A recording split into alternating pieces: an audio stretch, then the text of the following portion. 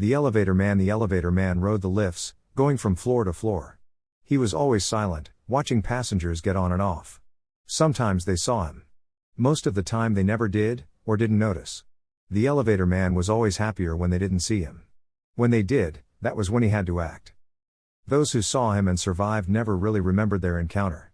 He preferred it that way. It was always easier to deal with them if they didn't really remember him except in fragments or in their nightmares.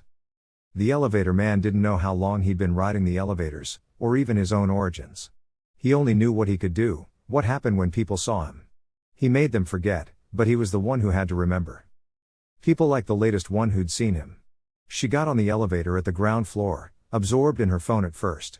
Then she turned around and saw him. It was only for a moment. Her eyes widened. "Don't I know you?" she asked. "I feel like we've met before." The elevator man shook his head, silently extending his right hand. "We've never met," he said. "But I do know you." The woman shuddered as memories came forth. Some were pleasant, others ugly. "Let me take the ugliness away," the elevator man said.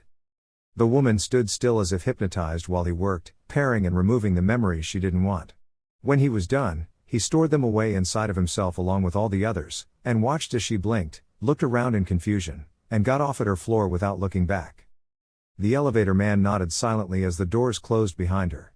Her memories had been saved, to be sent to a dark place where they would remain. The elevator man knew there would be others. There always were, all with their own memories, their own bad, sad stories.